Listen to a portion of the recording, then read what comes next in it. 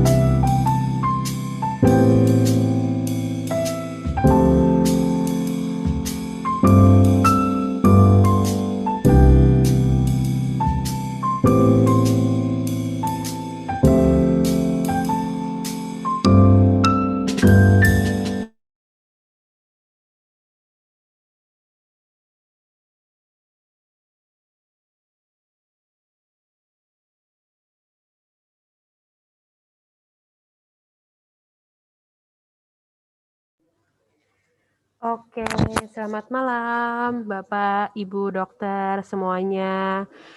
Sebelumnya terima kasih atas kehadiran Bapak Ibu semuanya pada hari ini.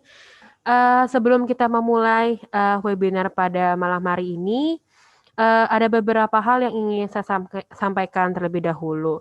Sebelumnya juga perkenalkan saya Clarin, saya dari CPPet Indo. Oke.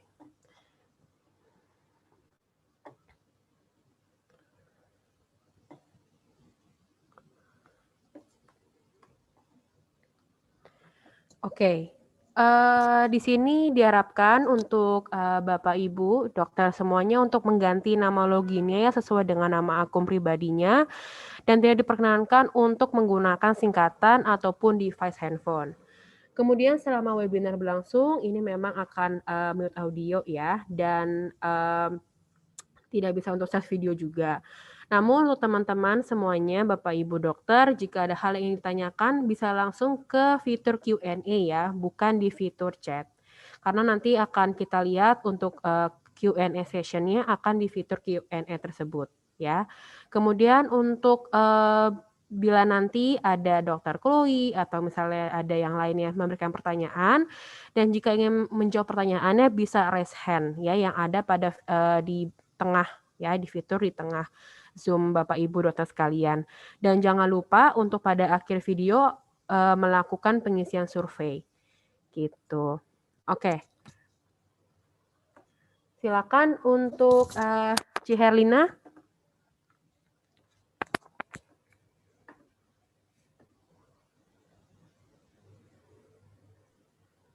Hai, semua Bapak Ibu dokter, selamat malam.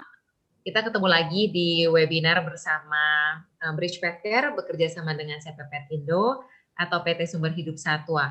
Kita di sini mau merupakan suatu kelanjutan ya dari webinar yang pertama mengenai manajemen klinik juga.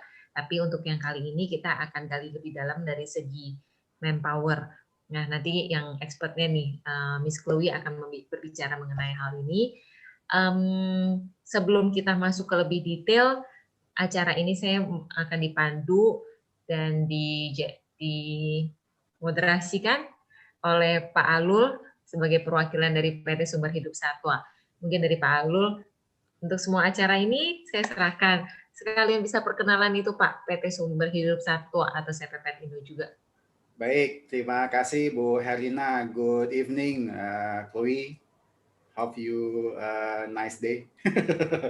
Actually, Indonesia is rainy today. Selamat sore, Assalamualaikum warahmatullahi wabarakatuh kepada teman-teman semua, para peserta webinar seri kedua dari Vet Management yang dilakukan oleh CPPet Indo bekerjasama dengan salah satu prinsipal kami dari Bridge Pet Care.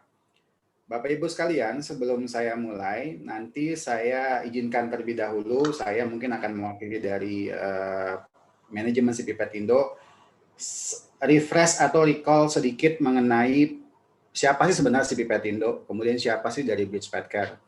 Jadi Bapak Ibu sekalian, CPPet Indo ini kami adalah perusahaan, mungkin Ibu kenal dengan nama CP, gitu ya, Bapak Ibu dokter sekalian kenal dengan nama CP. Kami adalah salah satu produsen sekaligus distributor dari pakan binatang kesayangan. Kami berkantor di Jakarta, Bu. Kantor pusat kami di Purimatari 2, Jalan HR Rasuna Said, Kafling H1 H2, Setiabudi, Jakarta Selatan, Kuningan. Kemudian kami selama ini dikenal sudah mendistribusikan beberapa produk binatang kesayangan, khususnya ornamental fish food. Kemudian ada juga makanan kucing, makanan anjing, makanan kelinci, dan juga makanan burung. Mungkin sekilas di picture profile saya, di virtual background saya kelihatan beberapa produk dari CPPet Indo. Dan suatu kebanggaan juga bagi CPPet Indo selama kurang lebih 4 atau 5 tahun terakhir ini, kita dipercaya oleh salah satu prinsipal kita, yaitu Bridge Pet Care yang berkantor pusat di Shanghai, mendistribusikan beberapa brand unggulan yang dimiliki oleh Bridge, yaitu ada Figure and Sage, Nature Bridge, dan juga Kitchen Flavor. Bapak Ibu sekalian, sebagai tanggung jawab kami juga ya dari mengedukasi masyarakat, kemudian sharing pengetahuan kami, ya kita pada kesempatan sore hari menjelang malam ini kita akan sharing nih mengenai bagaimana pengetahuan dari kita punya narasumber yaitu Miss Chloe yang akan berbagi mengenai cara dengan tanda kutip memanage sumber daya manusia yang ada di vet clinic atau mungkin di rumah sakit perawatan hewan. Mungkin situ aja, Bu Har, sedikit perkenalan dari saya. Saya izinkan saya melanjutkan mengenai profil dari Ibu Miss Chloe ya, Bu Herina ya. Mungkin Mbak Klarin bisa di-share dulu, Mbak Klarin, sedikit recall.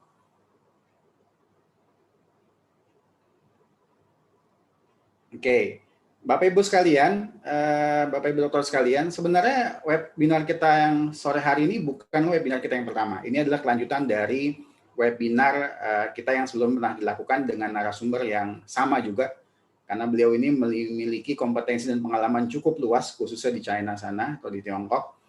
Beliau ini diketahui nama beliau adalah Miss Chloe. Kemudian dikenal sebagai ahli pemasarannya ya dan operasional lebih dari 25 rumah sakit chain rumah sakit di seluruh Cina gitu ya. Jadi kalau ada beberapa klinik atau chain gitu kita nyebutnya, itu dia salah satu ekspertisnya. Kemudian seorang trainer yang sudah punya sertifikasi pelatihan memimpin lebih dari 100 level manajerial profesional di rumah sakit hewan peliharaan di seluruh Cina.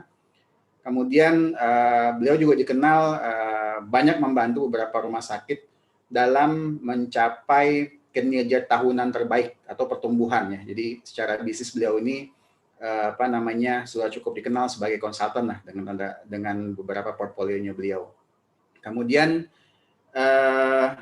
beliau ini juga memiliki beberapa metode yang menjadi signature-nya atau menjadi metode yang khas dikembangkan oleh Miss Chloe dalam hal pemasaran dan manajemen rumah sakit hewan. Dan ini sudah diakui oleh para praktisi di bisnis rumah sakit hewan yang ada di China. Mungkin itu aja sedikit perkenalan dari saya kali ya. Ibu Harina ada yang mau di-sharing lagi mungkin? Mungkin saya mau sharing satu sebelum masuk ke main agenda kita nih Bapak Ibu Dokter. Nih kita sedikit, mungkin saya lihat ada beberapa nama nih yang baru, mungkin ada yang belum tahu mengenai portfolio dari produk Naturbridge. Saya minta waktu 5 menit kurang lebih untuk share ya. Apa saya bisa share screen sebentar? Silakan, Ci. Oke.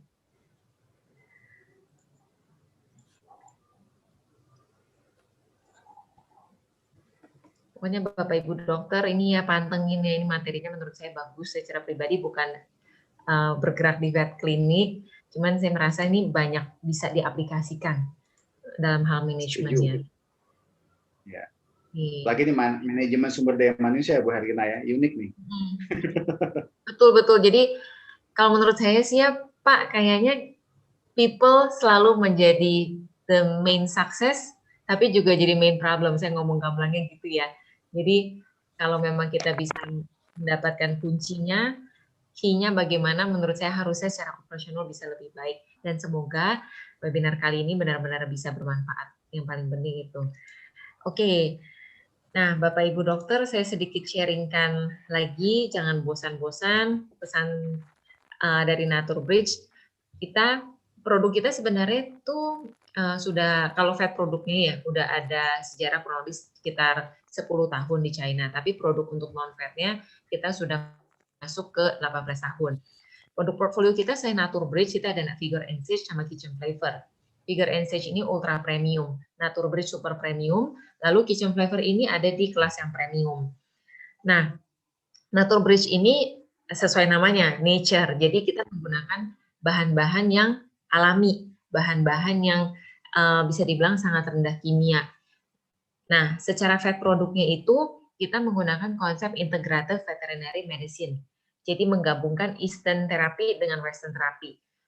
Ini sekarang 5 tahun terakhir di China ini perkembangan untuk Eastern therapy itu naik sangat jauh, naik sangat pesat. Terutama dengan adanya pandemik ini, itu kenaikannya jauh lebih dahsyat, jauh lebih besar. Karena orang-orang udah lebih menerima konsep untuk yang lebih natural, mereka tahu sesuatu yang natural dan sesuatu yang sifatnya herbs ya, itu kan memang sifatnya lebih bisa preventif, dia juga bisa untuk maintenance. Jadi dalam hal ini produk Naturbridge itu berperan di bagian dietary terapinya. fat produk kami. Ada kabar baik nih Bapak Ibu dokter, kita akan launching nih. Selain yang dry yang Bapak Ibu dokter udah sering pakai dan mungkin sering lihat, sering dengar, kita ada doknya ada rehabilitation yang dulunya namanya imun, urinary, skin, heart, kidney, gastrointestinal. Sama untuk yang cat kita ada urinary sama kidney. Nah, kemungkinan di bulan April semoga kita semuanya udah semua proses untuk impor dan clearance bisa berjalan dengan baik. Kita akan launching nih untuk 7 SKU wet-nya. Jadi sekarang kan kita baru ada satu nih Bapak Ibu dokter. Ini saya udah siapin nih. Nah, sekarang kan baru ada satu nih yang wet food-nya kita nih. Nanti untuk yang di April kita akan ada 7 tambahannya ini. Ada dari yang wet food yang sifatnya lebih cair, jadi bisa mungkin di feeding lewat nasal feeding. Ada yang gastro untuk yang cat, ada yang untuk gastro yang dog, low fat kita juga ada. Ada yang urinary untuk yang cat, jadi lengkap deh. Semoga bisa memenuhi kebutuhan dan jadi solusi untuk di rumah sakit Bapak Ibu dokter. Oke, nah ini sama, ini yang terus kita maintain, kita sangat memperhatikan untuk produk freshness-nya. Dan ini produk kami kita super highlight di bagian nopoknya, karena kami tahu bahwa pecinta kucing itu banyak yang agak sensitif ya dalam hal ini. Jadi semoga untuk kita sih dapat banyak feedback positif ya dengan nopok ini, mereka lebih bisa menjelaskan, mereka lebih bisa mau coba. Ini selain nopok ini kemasannya juga bagus, kemasannya dalam bentuk tetra pack. Nanti wet food 7 SKU, 7 varian yang akan masuk ini bentuknya seperti ini juga Bapak Ibu. Jadi untuk pajangan di tokonya juga oke, nggak gampang penyok, dan ini full daging semua. Kalau misalkan kaleng itu kan dia gampang penyok secara appearance, secara look mungkin kurang bagus. Kalau misalkan dia, apalagi perjalanan jauh ya, yang kotanya agak jauh. Jadi ini adalah keunggulan kita. Layer dari aluminium kemasan kita itu juga 9 layer. Bahkan lebih besar, lebih banyak dibandingkan susu. Susu itu cuma 4 layer kurang lebih.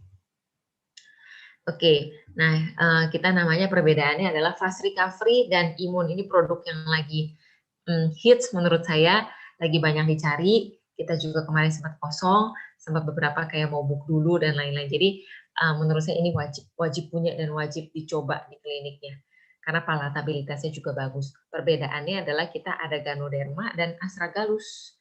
Ganoderma dan Astragalus ini bisa ada keunggulan positifnya, dia bisa meningkatkan imun secara alami. Jadi tidak hanya lewat protein dan asam amino, protein dan lemak, mineral, kita juga ketambahan herbal. Bisa Bapak Ibu cek nanti ya, lewat Google aja Ganoderma lucidum, terus Astragalus, terus koma imun. Itu banyak sekali artikel-artikel yang akan muncul dan memang terbukti, baik secara manusia maupun secara hewan kesayangan. Oke, nah ini cara bukanya ya Bapak Ibu. Kita udah pernah sharing beberapa kali, diangkat, terus kita sobek, lalu kita bisa rekatkan lagi. Oke, nah ini adalah ingredient kita. Proteinnya 10%, fatnya 3,5%. Jadi untuk jangka waktu panjang, apalagi kondisi kayak begini, saya dengar lagi banyak kena virus ya, anjing dan kucing. Jadi bisa long term untuk penggunaan, jangan takut untuk overweight ataupun ada beban untuk ke ginjal. Karena proteinnya cenderung agak rendah dan fatnya juga cenderung agak rendah dibandingkan teman-teman yang lain. Oke, Bapak Ibu, untuk yang ada di sini nanti bisa di-capture untuk slide saya ini. Sorry yang Jakarta saya belum update karena ada perubahan. Yang bisa di-capture untuk slide ini, terutama di bagian Pak Florentius Kristanto. Yang di sini kalau Ibu tertarik untuk mengetahui detail produk kita, untuk tahu belinya gimana, diskonnya bagaimana, distribusinya lewat mana, cara saya mau dapetin produk ini bagaimana, jangan sungkan ya Bapak Ibu, ini bisa di-capture, terutama bisa dibantu lebih cepat dengan Pak Florentius Kristanto. Beliau titip salam buat dokter-dokter di sini, sorry banget kalau dia belum bisa join buat webinar kali ini. Next time dia akan join. Oke, dari saya cukup untuk sharing mengenai produk fatnya. Semoga Bapak Ibu dokter bisa mencoba dan merasakan khasiatnya sendiri dari produk Nature Bridge. Oke, Pak Alul. Oke, terima kasih Bu Her buat pemaparannya. Refresh nih, ini kayaknya produk jadi produk unggulan nih 2021 nih. Yoi dong. Jadi jangan lupa. Kalau belum. Ya, Bapak Ibu dokter praktisi sekalian, ini salah satu produk unggulan kita yang baru kita launching baru-baru ini ya. Ini menjadi fokus unggulan fokus kita di 2021.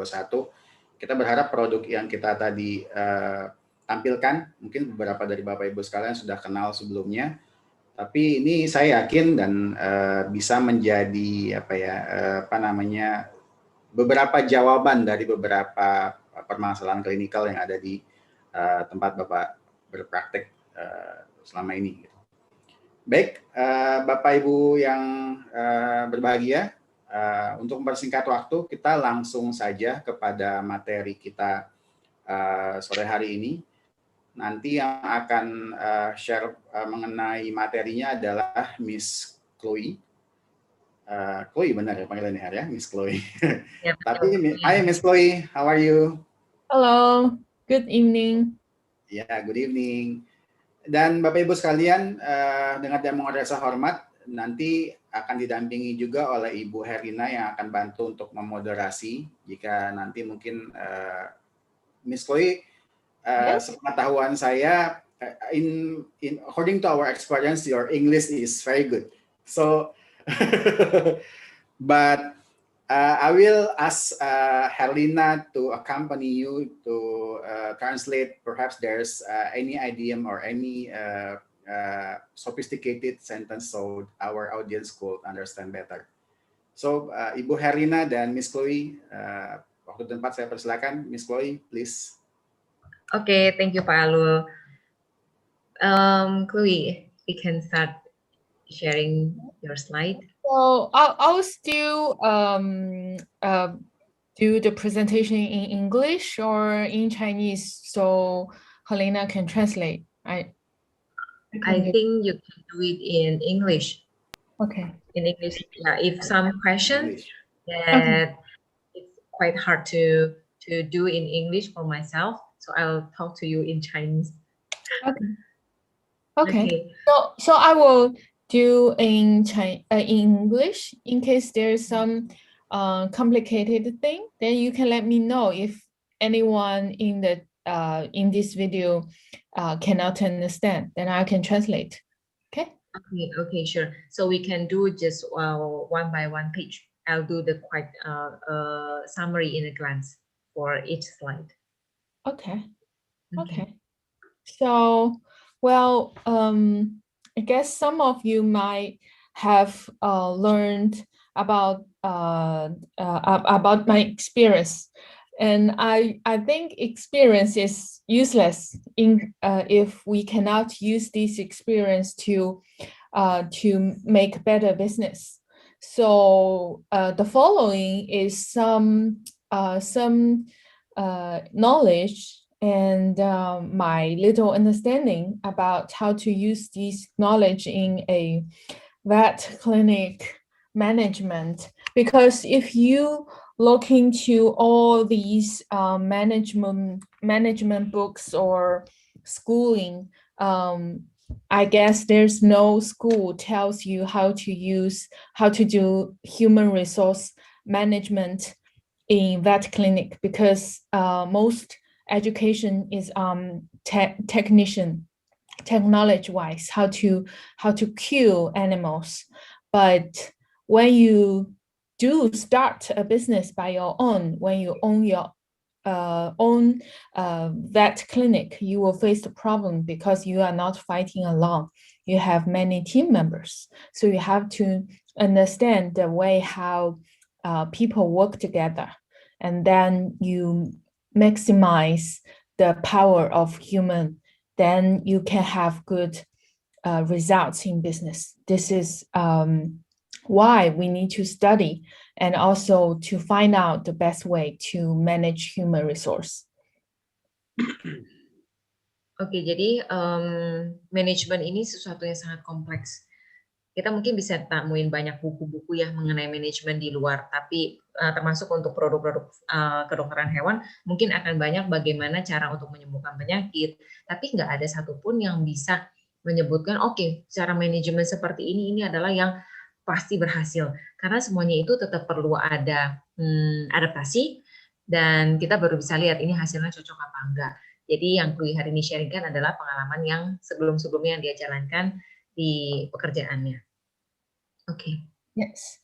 So here we see a house and like the rooftop is the money you have. And how do you get all this money? You need to have many pillars to support the house. So one pillar falls off, then the whole house will break down. So when you have your own business, when you in charge of your own clinic, you have to manage all these parts of the business, then you can have a very healthy financial result. And the human results, of course, is very important part.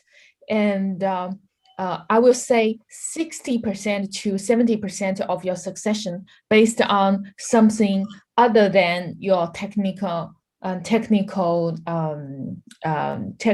power. Some people can do very good surgery operations, but if he cannot manage people well or manage money well, and all the money he gets from the surgery operations will gone just in one day. So making business good, you have to pay a lot of attention to the process management of human resource, and also you need to manage the result of the human resource. And when we go through this little presentation, you will find that human resources are very it's like the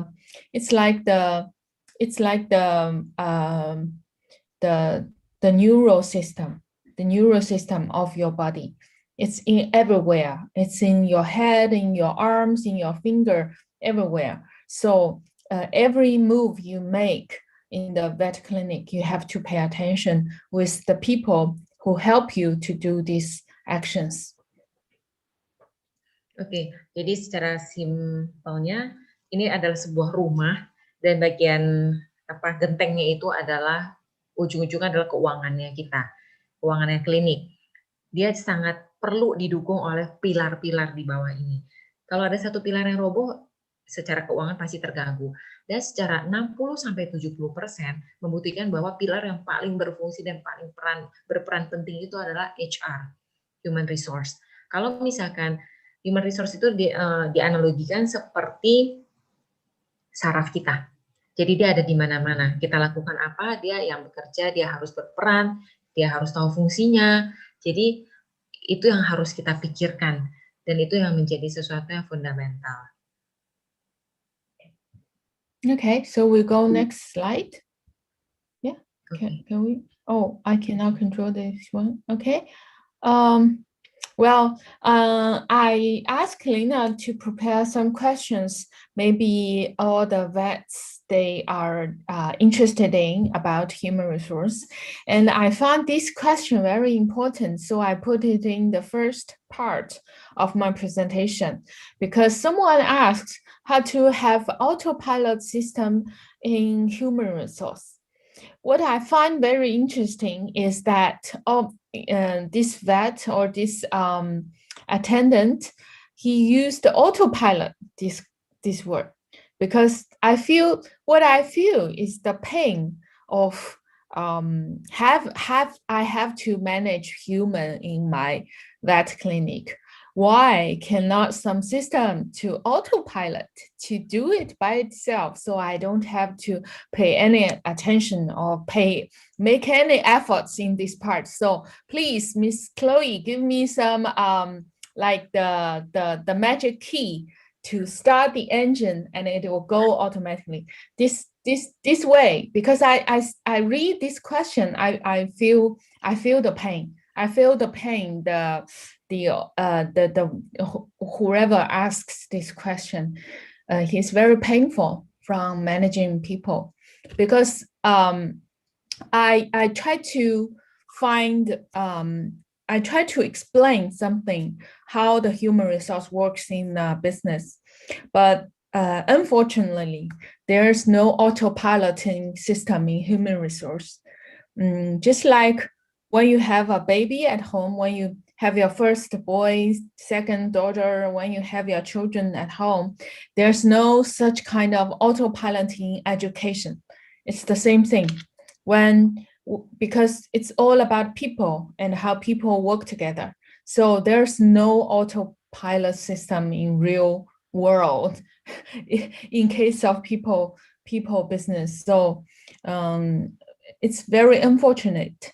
But the thing is that when we get to know how to set up a human resource management infrastructure, how to set rules for your staffs, how to build the structure of your team, and how to use your rewards and welfare and your salary systems better, then you start to know how to drive this car better. You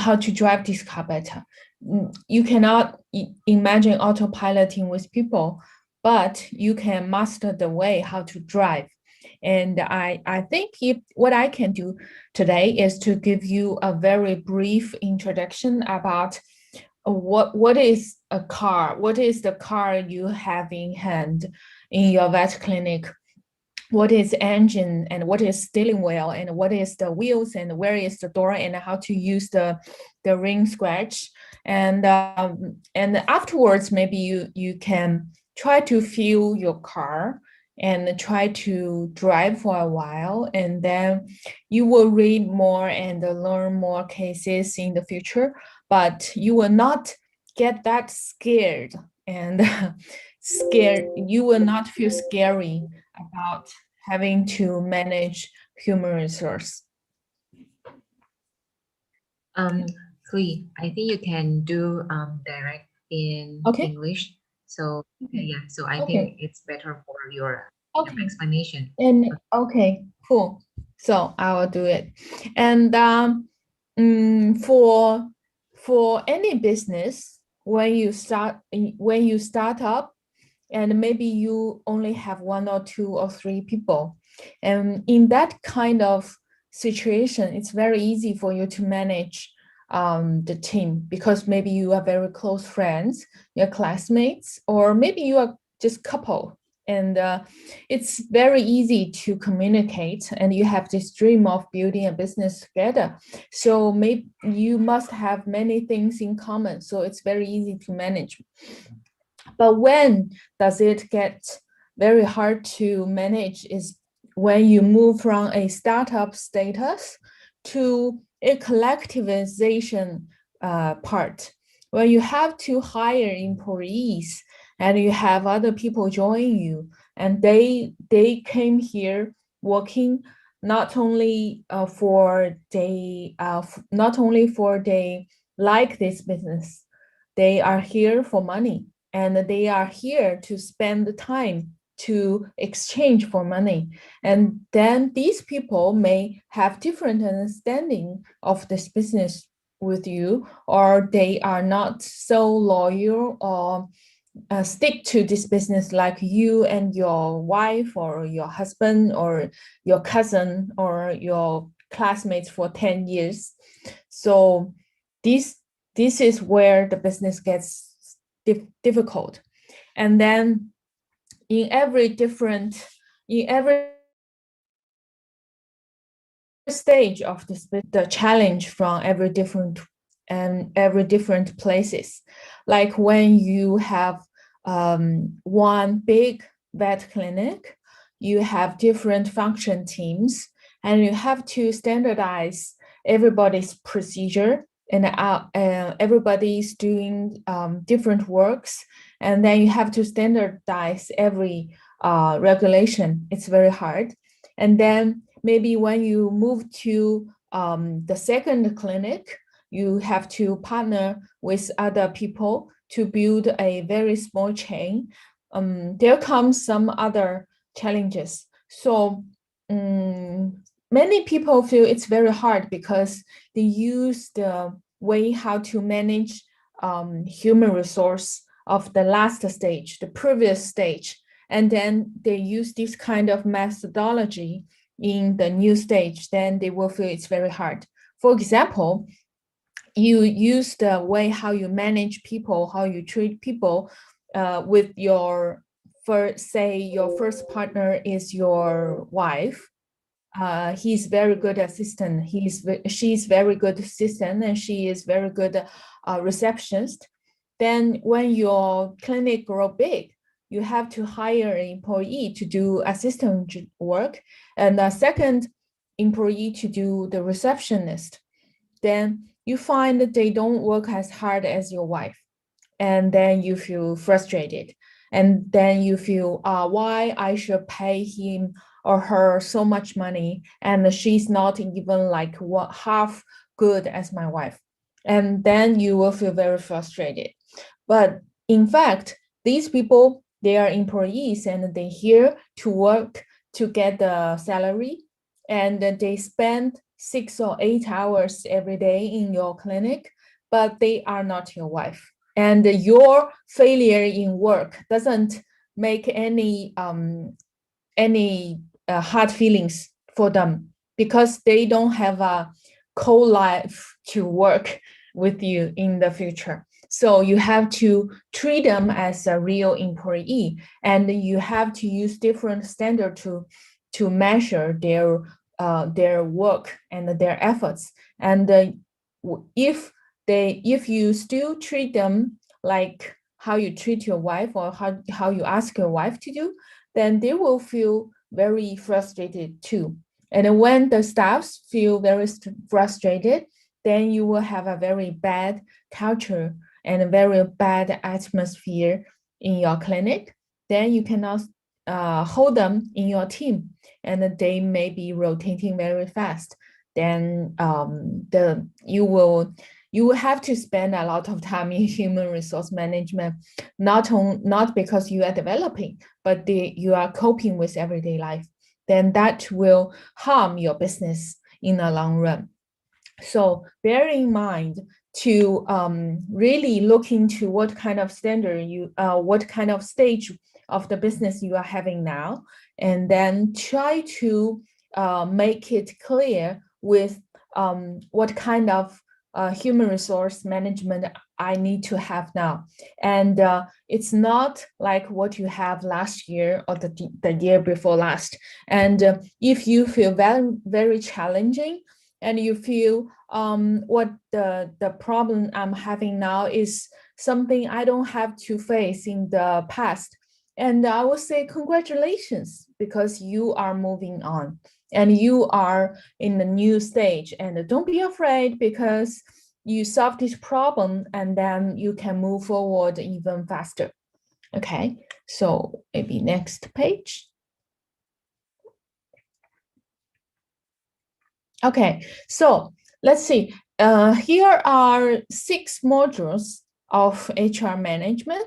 When you have any, actually it happens in every company or every business. When you start up a business, when you say, okay, I will do something with a team of more than 3 people, then you have to face these kind of things.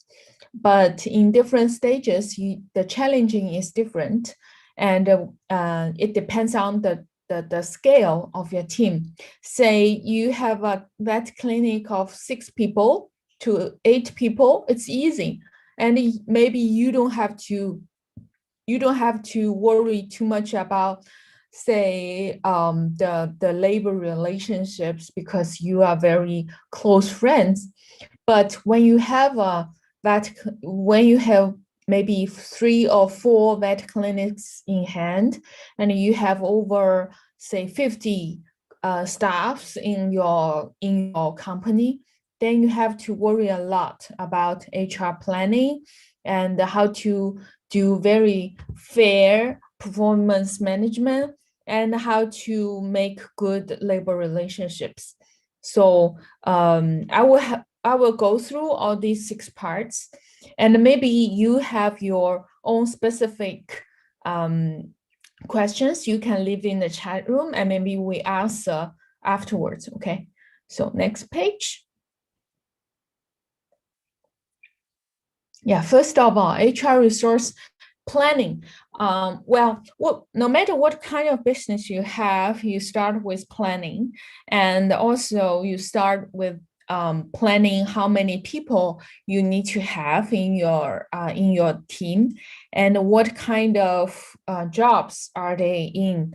And if you have a very specific developing path, say I'm having one clinic now and with 2 doctors and 5 assistants, and I want to be a vet clinic with 3 doctors and 8 assistants next year. So this is what we call planning. And then in the following 6 months, you will have to do the recruitment and the training, and to try to put together the ideal size or the ideal professions together. So first, decide what kind of institution you are having, what is the size and what is the specialty. And second, if you are having a team now and you feel this team is not so comfortable, say this is the car I'm driving, but I don't have enough time for the back truck, then you have to do adjustments. Say, I have 6 assistants and only 2 doctors, and I have a issue of the assistants does not feel having a time that having a promising future in my clinics, and they are looking for jobs outside. Maybe I need to open 1 or 2 doctor positions and then let them to feel this is a vet clinic is going to develop and I have a chance to get promoted. Then they will stay in the team instead of looking for jobs outside, right? So adjustment, do you need any adjustment? And you need to do analysis. And thirdly, the staff supply needs analysis. This is very interesting because normally people will, when the business goes well, like very stable income, very stable operation every day, you will not to think, do I need to fill in some blanks in my clinic? Yes, but sometimes what you need to, how you can develop good is the way how you find an analysis what is missing in your vet clinics. For example, if cat is the most normal normal animal in your city, and you only have 1 doctor who is very good with cats, so maybe you need to develop some more talent in cat assistancy or in cat a cat physicist or cat surgery, yeah, those kind of things. And number 4 is HR policy setting. You can start your policy setting when you are a very small team, because this allows you to practice and find out what is good with your company or not. Don't wait till you have like over 15 staffs only. When you have more than 2 clinics, you start to think, oh, what kind of HR policy I need to have?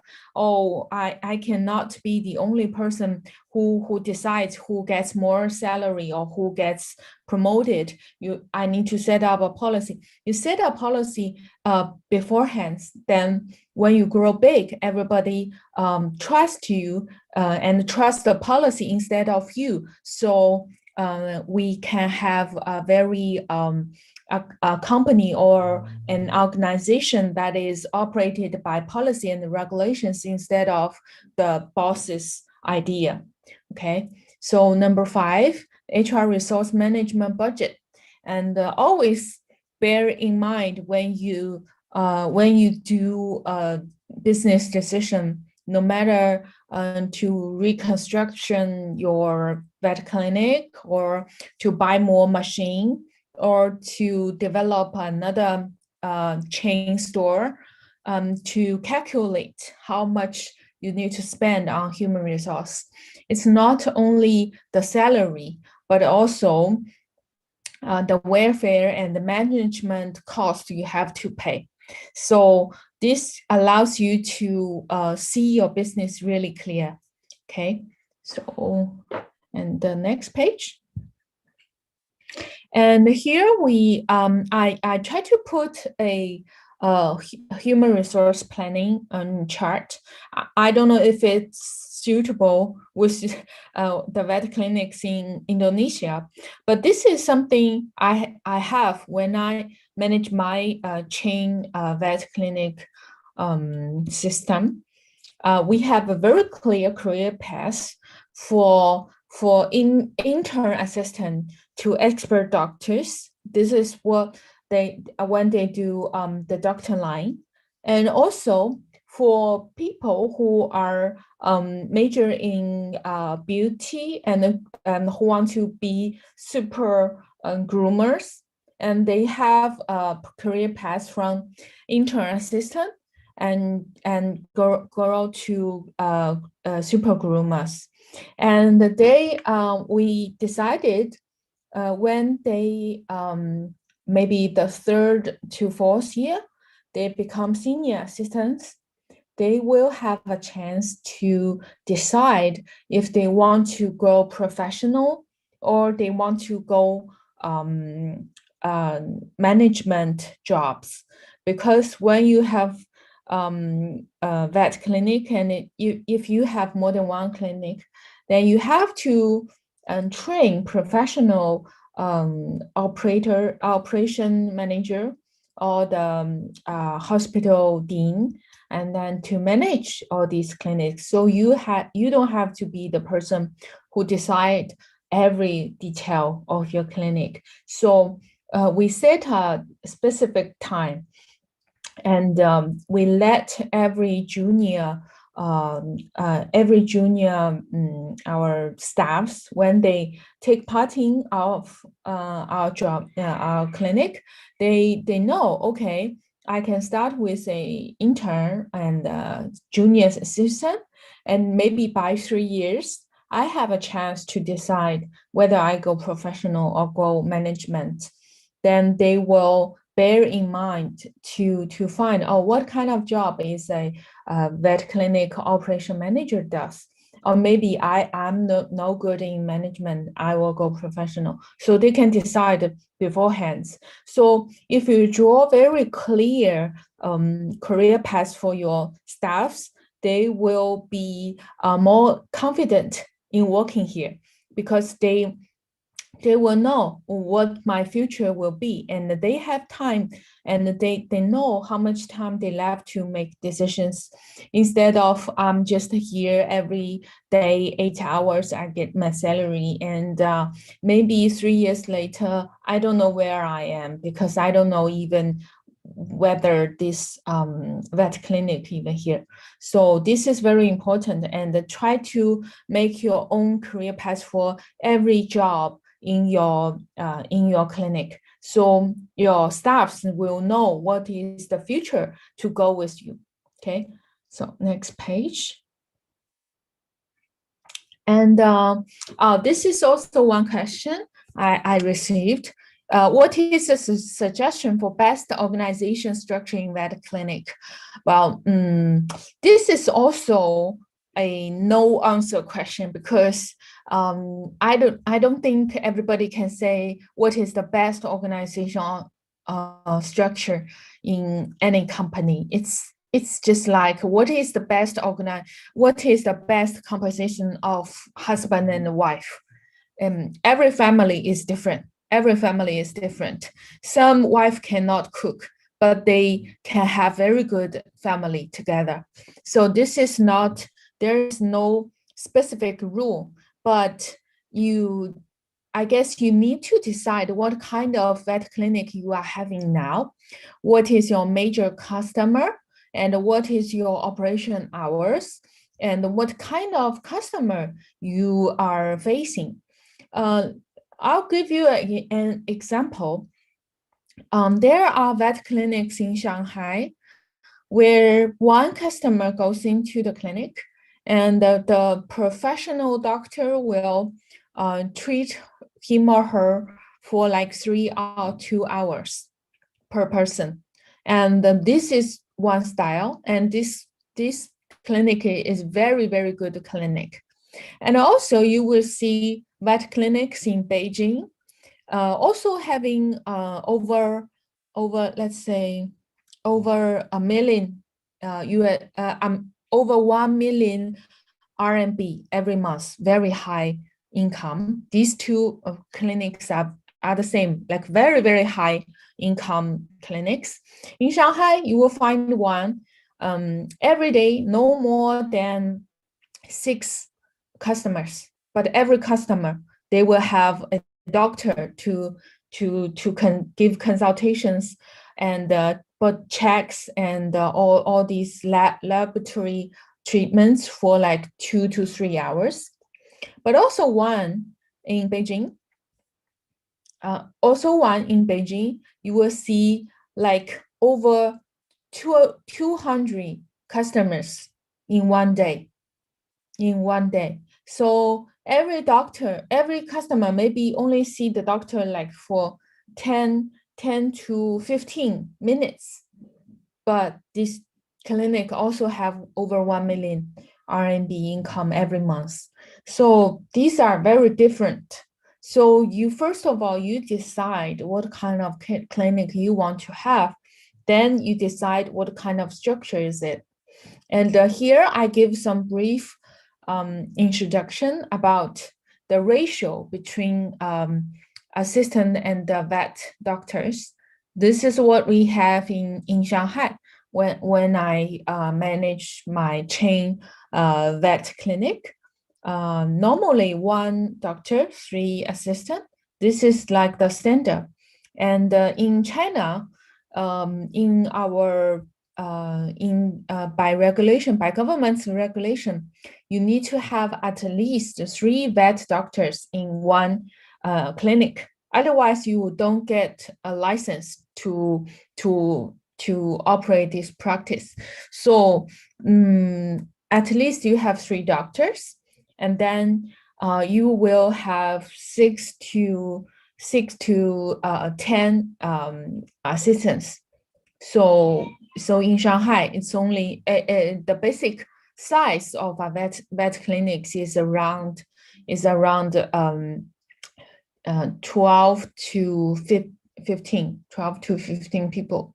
And also, if your clinic is like open set every day in a week or opens 24 hours, then that's another story, and you need to have more people in your team.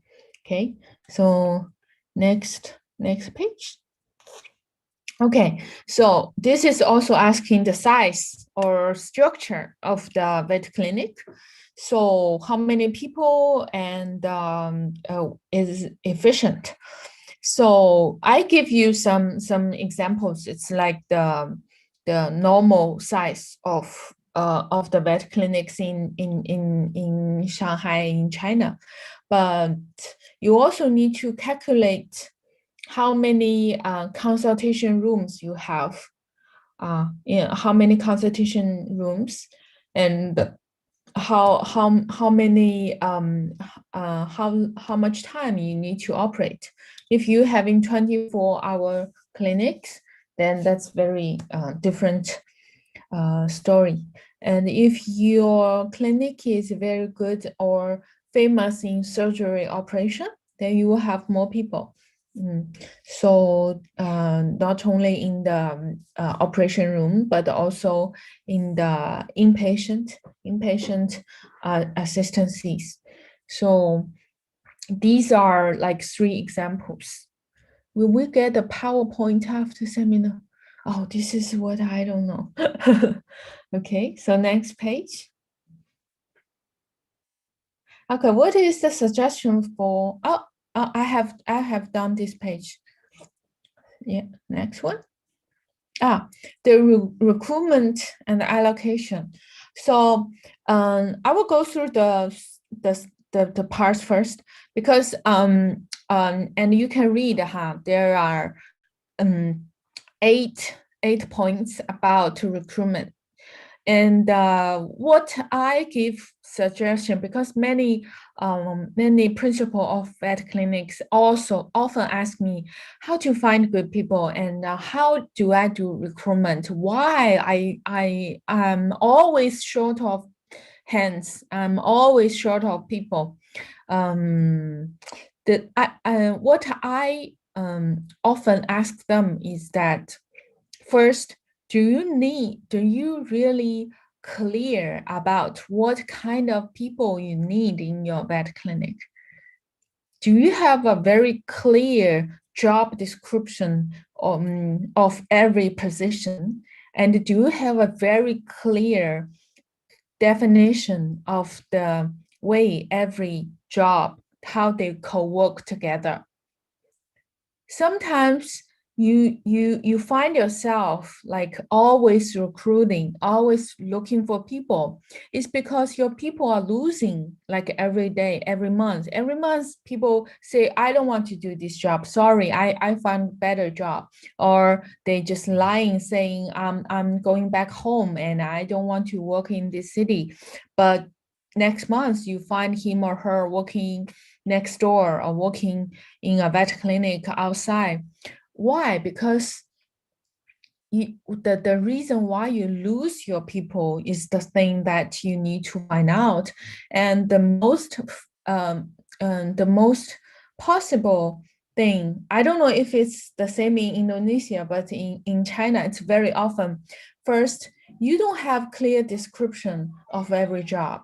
So everybody feel, I sit here, I'm in here, I'm a assistant, I am a receptionist, but I feel I'm doing so much work that not belong to receptionist or not belong to assistant or not belong to doctor, but I don't get paid well, so I need to change a job. Or you have definition of every position, but you don't have a definition or a rules of how the different jobs, they co-work together.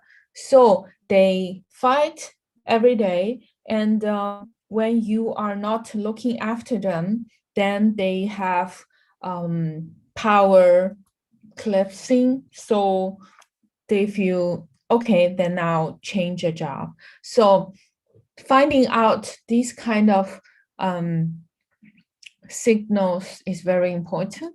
But if you say, okay, I'm a new job and I am building my own vet clinic, I need to recruit.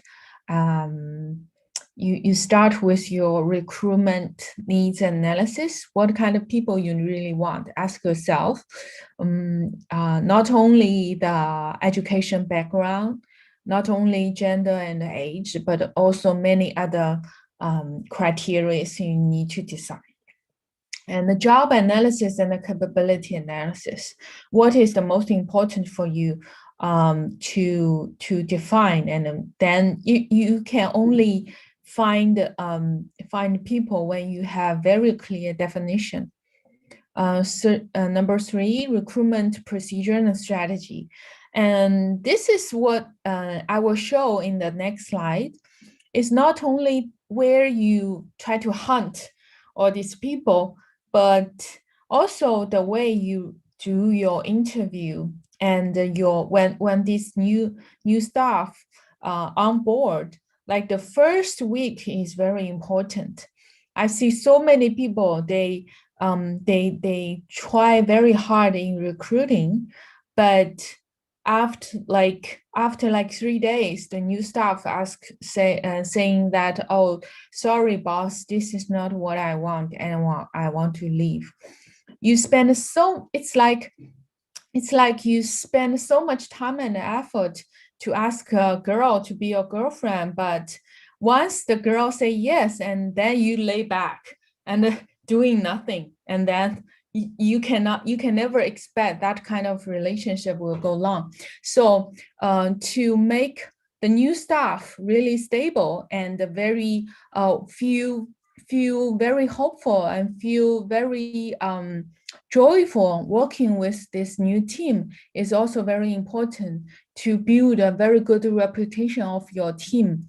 And then good talent and good people will be attracted to your team.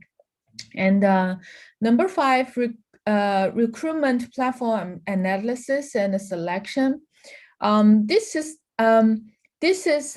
very important in China because we have many recruitment platforms in China, and some of them are very expensive. So we have to understand where to hunt people and save money, and also to find out the right time for recruitment. For example, it's Chinese New Year this month in China, and mostly people will stay till next year because it's the time we give out the annual bonus. So many people in China will not choose to change job during this time. So if you really eager to find someone in this period of time, first you will spend much more money in advertising or this or that. Secondly, if you find someone who is free or who just resigned in this period of time, I will give a big question mark if he or she is good or suitable for the job, because why people will resign in this period of time. So do have a thoroughly analysis and selection in where and when to hunt people. Okay, and also the recruitment execution, like how you to cold call people or to find out resumes. Number 6, special policy and training plan. And also number 7 is also very important. It's about dismission talk. If you have a team and you feel like someone is not good or not suitable for your business, you have to do something with to let go some part of your team.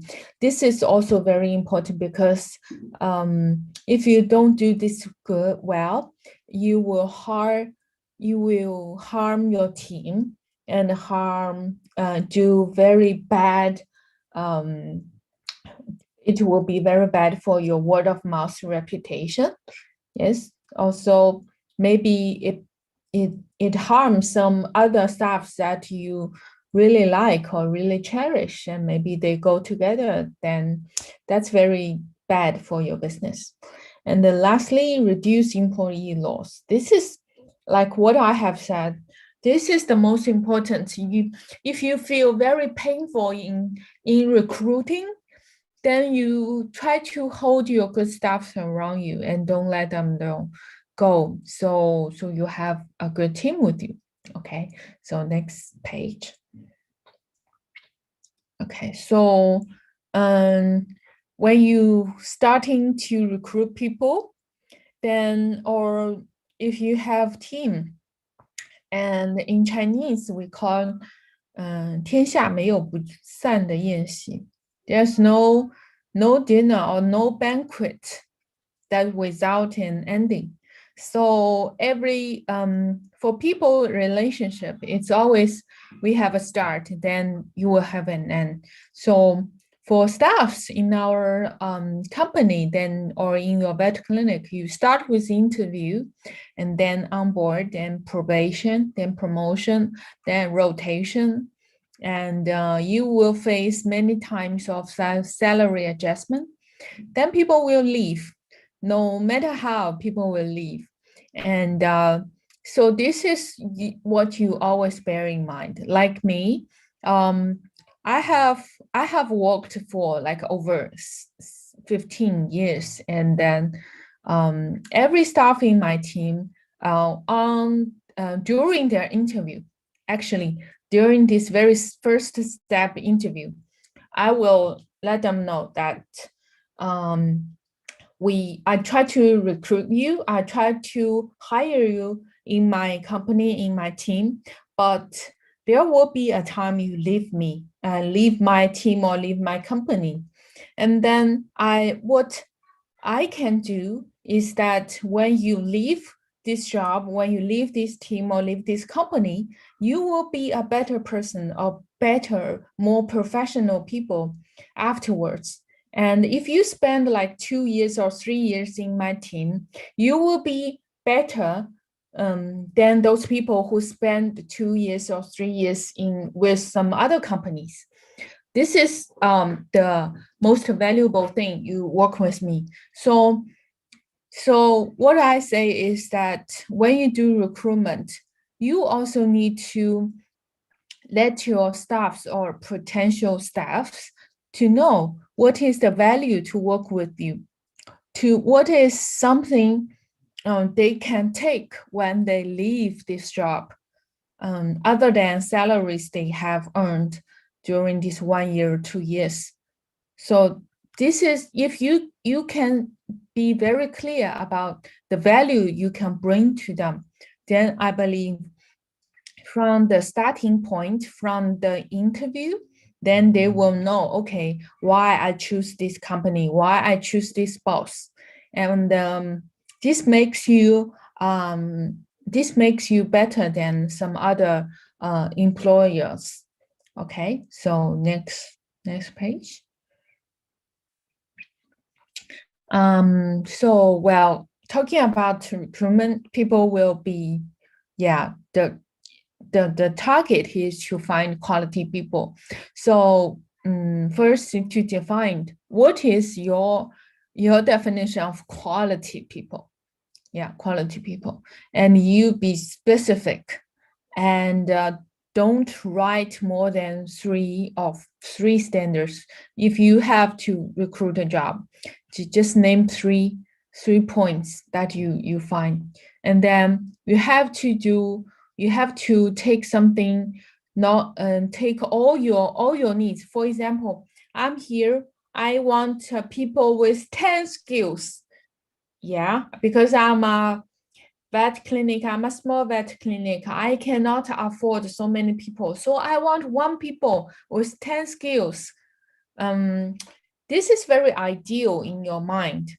But if you really goes out with try to hunt people with these ideas in your mind, trust me, you will find none. You will find it's impossible for you to have these kind of people.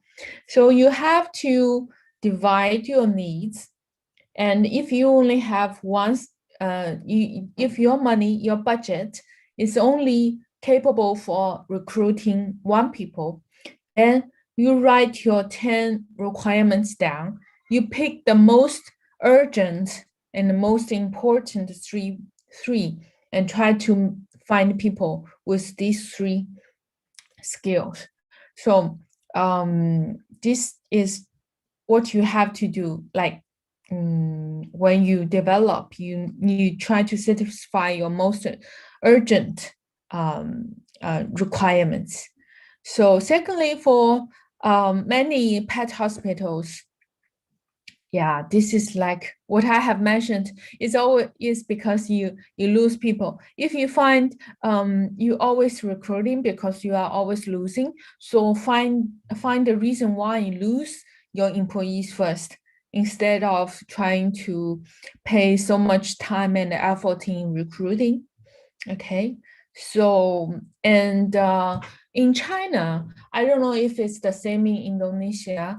In China, the word of mouth is very important in the vet clinic circle, and people really need to find to build good reputations. So when you starting to recruit people, recruit new staffs, your classmates, your alumni will help you to find people. So this is very important. And also sometimes this is what I do. And I feel I'm good and better than some competitors is that I always keep in good touch with my left staffs. Some staffs I fired in previous jobs. I keep in touch with them, and there might be sometimes you will find a new position or new jobs that is very suitable for them, because sometimes you have to fire people not because you hate them or they are bad people, but they are not suitable for the development stage of your company, and maybe there are some adjustments in your business. You have to fire them, but they might be still useful when you're having some other business. So just try to be nice to the people who left. Okay, next page. Okay, these are some recruitment platforms, and just to show that online, offline, they are both very important. And if you have online recruitment channels, try to seize every free platform like LinkedIn or some like Facebook, Twitter. These are all places where you can find talent. Okay, next page. And this is look like what I have talked about is when you hire someone and then try to make them feel comfortable with your team and try to do very good and very precise onboard procedures to make sure your new staff is very happy with the very comfortable in adjusting to the new environment. So normally I will have normally I would say the first month is very important. Like the first day, you have some welcome introduction. You don't have to have a welcome ceremony, but welcome talks like in the morning meeting or when the new staff join the team, you have a small discussion or a small meeting with your team and introduce the new team member, and to assign a teacher or a mentor in the team for these new staff, and give very detailed orientation about what about the working environment, and let the new staff to know if she or he have any needs, who can she or he ask for help other than you. Even how to get the stationaries, where to get pens, who in charge of the administration of the office, yeah, everything. Like and afterwards, maybe the third day or the fifth day. Fifth day normally like by the end of the first week, you can talk to this staff like face to face, or even or if you feel this new staff is not very comfortable in coping with the new environment, you can go directly to the new staff to talk to them in a very quiet and private environment, to know what she or he feel not so good. Try not to, if you have a feeling or you have an observation of this staff, she or he is not coping very well, is not feeling very well in the new environment, just try not to like ask them, hey, how do you feel about this company, or are you feeling not well in this environment, in the face of other team members. because other team members might have some different understanding of why you ask in face of the whole team. And then they will feel, okay, our boss might not like him or her, or maybe my boss likes him or her very much. So they will have different actions afterwards. So try to arrange a very quiet environment for a face-to-face talk. And then try to do this after like 30 days by the end of the first month. And also by the end of the third month, because in China, often the probation time is like 3 months. So when the staff is quite finishing this probation time, arranging face-to-face talking to review the job and to review if this is what he wants during the interview or during this during this time. Yeah, so okay, so next page. And part 3 is training and development.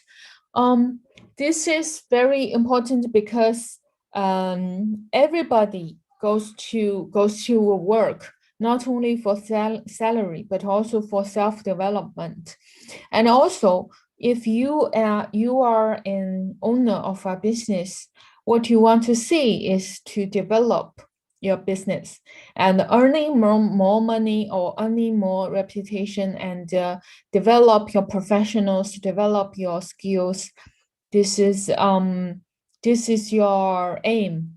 And then if you want to reach this aim, you have to have your team to grow up with you, to develop their skills and to be better than what they are last year. Then you can develop your business. So do bear in mind to plan the development and the training for your whole team, not only your doctors, but also your assistants, your receptionists, your customer service, your operation managers, to find out what is the most important for every different function of your team, and to do spend some money in training and development. Okay, so next page. Okay, part 4. Oh, this is what I believe this is the most tricky part of human resource management. It's called performance management. I believe all you have heard the word KPI, right? Have you ever heard of KPI? I think yes. Many companies use KPI to do performance management, and people, not every people like the word KPI. And when you say we need to write down the KPI of every position, every job, and then people will feel, if I don't reach the KPI, then you will take some part of my salary away. And people don't like this idea. But despite the word or the idea of KPI, every job need a performance review and performance management. Otherwise, you don't know where your salary goes and how you decide what kind of who gets promoted in this team and who have this potential to work and to become the new leader or some leader in your business. So this is very tricky but very important, essential part of human resource management. First, preparation period for performance management is that you have to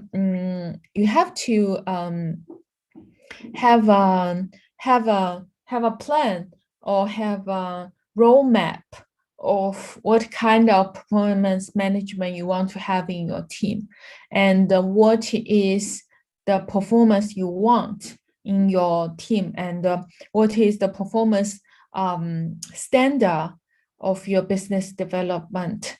This is very important. Secondly, the execution, evaluation, review, and application is that once you decide your performance management or performance evaluation system, you need to talk to your team and let them know what is the evaluation system, and then everybody try to execution. And then for a period of time, maybe 1 month, every month you go back to the evaluation part. So the staff and you will know, okay, we have 5 areas we need to do good, and maybe 3 of them are excellent. 1 of them I'm okay, and 1 I'm not so good, and then why you give these evaluations. So in many companies, you see people try to put A, B, C, D with KPIs, but rarely does the boss talk to this staff about why you give them an A, why you give them a B, and why this month he got a C. So the evaluation and the review part ties together. If there's only 1 evaluation but no review, then the staffs will think, okay, the boss has the say. The boss says I'm A, I'm A. The boss says I'm C, then I'm C, and I don't have my full salary. And this is all in the boss's hand. But this will let the staffs lose the chance to review him or herself, what he or she is not so good, and miss the chance to become better. And the boss loses his chance and her chance to talk to the staff what he or the boss's expectation or the evaluation standard, and the boss loses the chance to help the staff to become better. So this is very good, big loss for the company. So if you want to have your performance management and you have to do review with your staffs, normally vet clinic is not very big, maybe only 10 people. So every month, once you evaluate the performance of your staff, do have time to talk to your staff, maybe only 5 minutes. 5 minutes to everyone, then it only takes you 1 hour to do all these reviews. Then you just let your staff to know which part you think they're doing very well and which part is they need to become better. And this communication will help the staff and help boss a lot. So this is the performance management talk. And number 4 is performance improvement. And this is what, based on the previous part, you only get improved when you see what is not done done good enough, right? Also, review method for behavior oriented precision. Well, just to in your team, there are different jobs and different positions. Decide which position are behavior oriented position and which positions they are result oriented positions. For example, you have groomers in your clinic, or you have groomers in your staff, and they are very result oriented. How many dogs they wash, how many cats they wash, and whether they can do good grooming looks for the dog and cats. And for example, for your receptionist, they are very behavior oriented. If they serve the customers well, they pick up the phones, they are very warmly serving everybody who's entering the clinic. They are very behavior oriented. Then you decide different oriented positions, then you have different position measurement standards for everybody. Then when you do performance talk and the performance improvement suggestions, you have different orientations. Okay, so next page. Okay,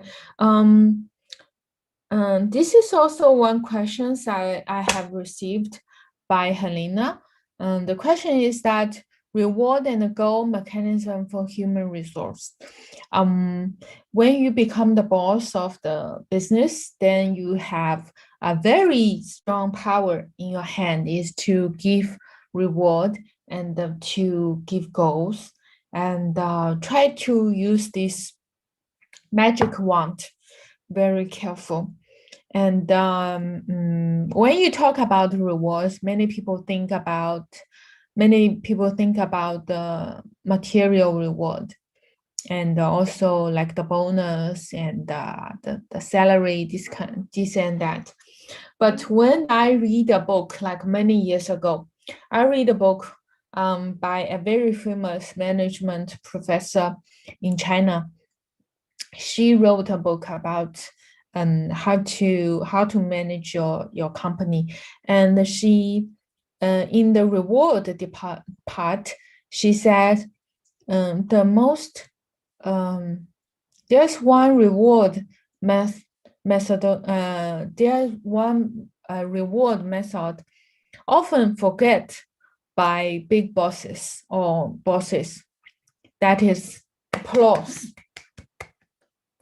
Applause. If you have a team, and the most you cannot say cheap, it's the most efficient, effective reward, and not spending much of your money, is to give real praise and applause. Applause is a way of your appreciation and your praise. If, for example, if we have an assistant doing very good, very well, instead of giving money, you can give them, like during the morning meeting, you can give applause and the praise to this assistant, like what she or he did yesterday, gives very good treatment to the animal, and or she or he masters a new skill, then give some praise. So give give incentives and give praise, not only material, but sometimes it's mental, sometimes it's reputation. It's very important. And the benefits you can give out really to for example, it's by the end of the year, you raise salary or you give bonus. This is something, you know, when the bosses often have to choose. I have this new doctor. He's very good, working very hard, whether I give a bonus or give salary. Sometimes if you are not very if you are not like, I have so much money and I have so many profit this year, I will suggest to give bonus first instead of salary. Why? Because if you raise salary, the happiness or the sense of successful only lasts for 1 or 2 months. For the third month, people get used to the new salary. Then it does not affect for long. But if you give bonus, then the effect is the same, but you save a lot of money. So this is very important. And also employment and the dismissal incentive mechanism. And people will ask why dismissal is also in here. Because let me try to put this in English. In China, we say the best way to reward the good employees, is to fire the bad employee. Let's say in one team, let's say you have 6 assistants in your clinic, 6 assistants, and one assistant, he is very lazy. He's very lazy and be late in work and go home early and play cell phone all the time. And you fire him like in 3 months after he works. And this gives very good, strong, positive effect to the rest of the assistants. If you keep these people in team, and then all the rest, the good assistants, will become bad as well, because it's the same. If I be lazy in the team, it's the same. So this is also use your dismissal power in hand and try to build a very good positive mechanism in your team. Okay, so next page. Salary and welfare. So basically, remember the career path. Remember the career path I showed before. The reason why you have to have this career path in your team, not only for the future management, the career development for your staffs, but also it's very clear for your staff to understand what is the progress you will have in salary and welfare management. Say if it takes like 12 months for me to move every step forward, then I can look for my salary be raised every step. And also for the welfare systems, it should be it goes with the role definition, and it goes with the stage of the salary of the staff's status. So give the very clear career path, also give you a chance to show a very clear salary and welfare system in your company. And then everybody clear with these standards, then they will have a goal to fight in 12 months or in 24 months. And it's easy to arrange the people's development, and easy to arrange your salary cost. Okay, so next page. These are the breakdown of HR cost. I'm not sure if it is the same situation in Indonesia, but in China, when we have this kind of training or this kind of seminar, people will think that in this company we have salary is the name of HR cost. In fact, not only salary, but also the staff welfare, the social insurance, and some other. For example, if you want to dismiss some people, then you have to give them a pay, and then these are the money and you have to manage with these HR costs. So when you do annual planning, and when you starting a new business or when you starting a new branch, do have a detailed planning in the HR cost. Okay, so next page. And the last part is the staff relationships. Many people when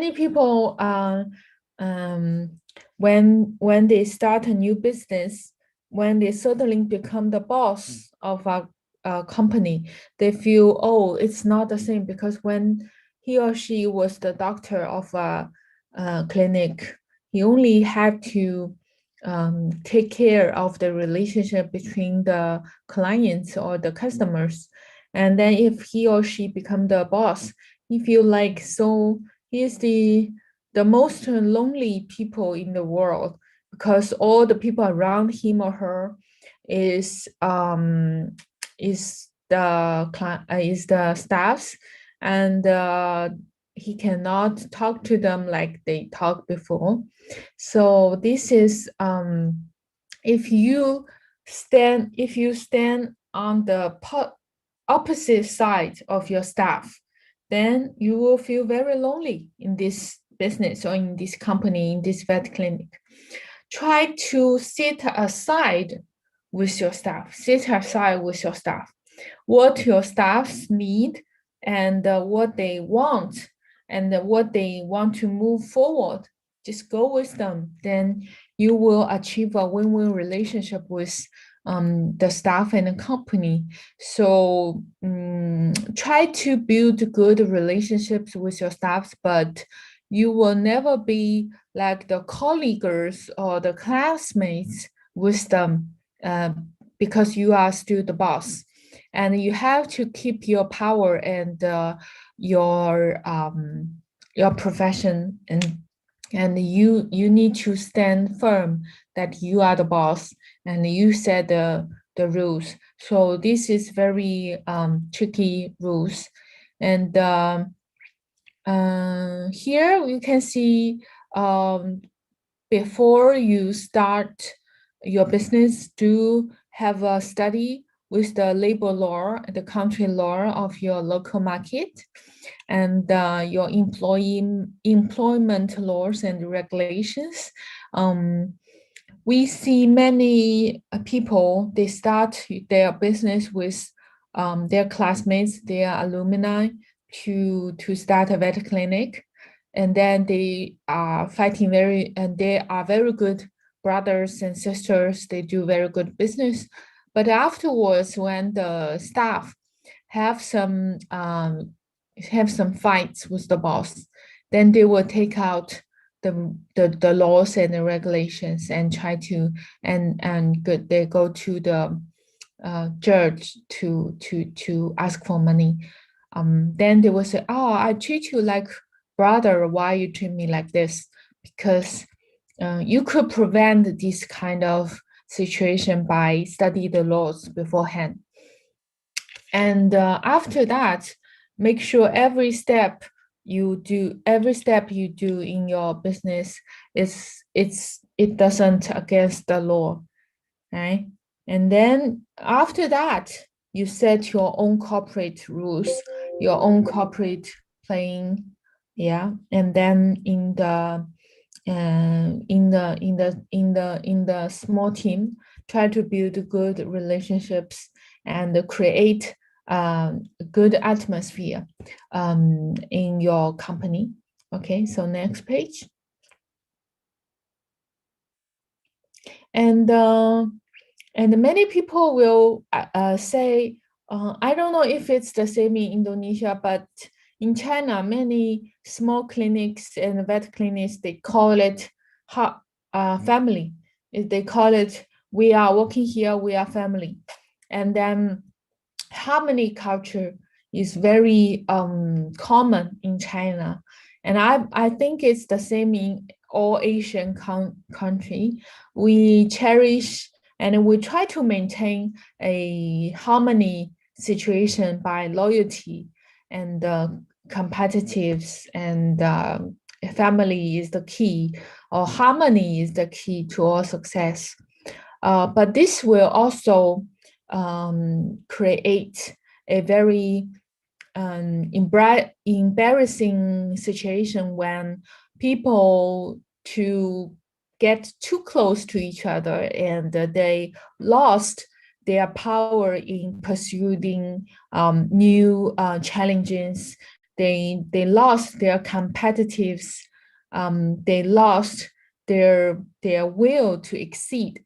They want to stay where they are, and the business is very stable.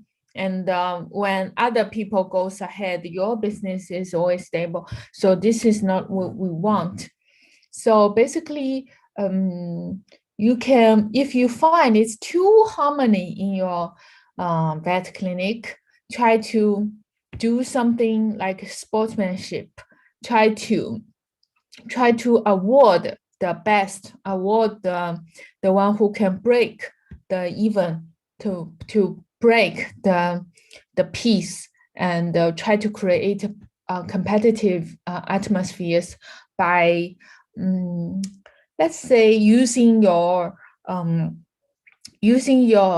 benefit and performance review power, for example, to praise the new coming doctor or new coming assistant, and give the chance to let them do something that is not very common in the previous team, to try to make some sparkles, and then ask the people to cherish more, to go for more goals, right? Okay, so yes. Okay, next page. Okay, so I have finished my introduction about the 6 module. And if you have questions, then you can leave or ask Helena to translate. I guess we still have like several minutes to explain. Okay, thank you very much, Chloe, for the amazing presentation. We've got a lot of enthusiasm and questions from the attendants. So, Paolo, please guide us on this Q&A session. Thank you.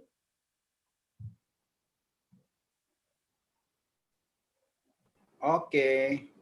Well, like Helena said before, Chloe, it's a very nice presentation from you. Actually, in my opinion, I believe some of vet clinic in Indonesia already do some less practice from your presentation method. Oke. Bapak Ibu sekalian, presentasi dari Miss Chloe sudah kita saksikan bersama. Ini waktunya kita mungkin buat diskusi, sharing. Mungkin dari Bapak Ibu dokter sekalian yang ingin menanyakan satu atau dua pertanyaan, saya persilahkan saja. Bisa raise hand atau langsung chat ya. Jadi nanti bisa kita baca, kami bacakan, kami bantu translate. Kemudian nanti langsung akan dijawab oleh Miss Chloe. Kami persilahkan. Oke, udah ada pertanyaan nih Pak. Sudah ada pertanyaan ya? Oke. Ini kita mulai dari satu pertanyaan satu-satu ya, Mbak, dijawab ya kali ya Bu Helena ya. Ya, kalau masih ada waktu sampai beberapa pertanyaan soalnya saya coba pilihkan ya. Oke. Ini ada satu pertanyaan, tapi kayaknya nggak langsung lewat ini, lewat kanal YouTube kita nih. Kita pertanyaannya pemanasan dulu nih Bu Helena, yang gampang-gampang aja nih. What are the important indicators in performance for vet and groomers? Perhaps Chloe, you can help us with the performance evaluation for pet groomers, right? Vet. The most important pet and groomers performance indicator. pet groomers. Vet and groomers, I think. So it's Oh, different. vet and the groomers. Vet and the groomers. Yeah, vet and the groomers. Okay, so for vets, actually, I don't know if it is the same in China and Indonesia, because in China, what we evaluate vet, first of all, because they are the money generator in the vet clinic, so their prescriptions and the money they have is very important, the first thing. And also second thing is how many cases they have in 1 month or 1 week, in a period of time, how many cases they solved, and how many new cases and how many old cases.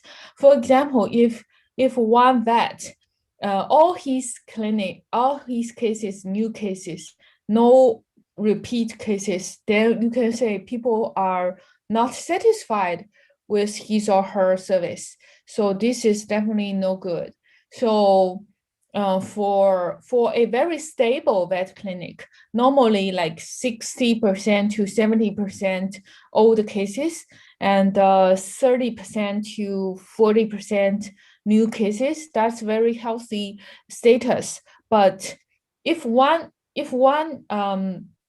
vet, all his cases are old cases, no new cases, then we can believe that he is not spending good time in exploring or to expanding his reputation, and also his old patients, old customers, they are not willing to tell their friends to see this doctor, so they might not be so satisfied. They just don't have any replacement. So the prescription, how much money he's got, and how many cases, how many new cases, how many old cases, and also if you have complaints from customers, then that's no good. That's a huge minus in the performance evaluation. So for groomers and the sales in your team is also the same.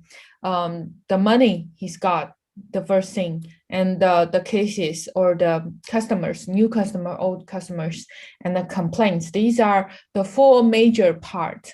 And also, if you have some other evaluation items you can add in. For example, if you are a vet clinic in the developing area, in the developing status, you want your old doctor to